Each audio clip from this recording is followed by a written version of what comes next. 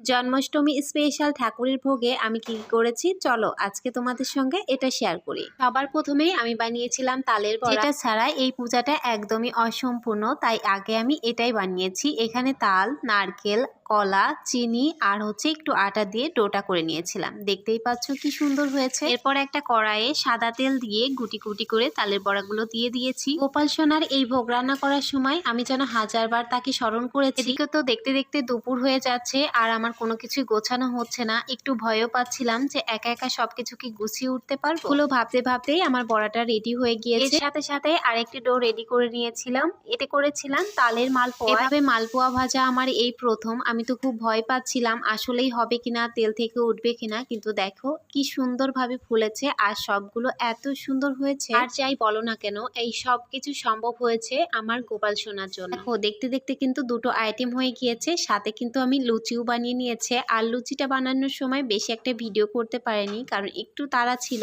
আমি হাতে করেই লুচিটা বানিয়েছিলাম, কারণ বলার মতন কিছু ছিল না। এদিকে লুচিটা শেষ হওয়ার পর আমি কিন্তু বানিয়ে নিয়েছি এখন তালের ক্ষীর। আর তালের ক্ষীর বানানোর জন্য দুধটা ভালোভাবে জাল করে নিয়ে একটু তাল দিয়ে দিয়েছি। তারপর এর মধ্যে কাজু, কিশমিশ, একটু নারকেল কুচি দিয়ে নামানোর আগে চিনি দিয়ে খুব ভালোভাবে নেড়ে চেড়ে নামিয়ে নেব। এইদিকে কিন্তু একটা একটা করে সবগুলো ভোগ রান্না হয়ে গিয়েছে। এখন সবকিছু পূজার জন্য গুছিয়ে নেব। এদিকে তো পূজার জন্য গুছিয়েও রেখেছি। কেমন লাগছে আসনটা অবশ্যই জানাও। আর হ্যাঁ, তোমরা কিন্তু বলো না যে রান্নাঘরে কেন ভোগ রান্না করেছি। হ্যাঁ, আমি কিন্তু খুব ভালোভাবে ক্লিন করেই করেছি। আমার এই ছোট্ট আয়োজন তোমাদের কাছে কেমন লেগেছে অবশ্যই জানিও।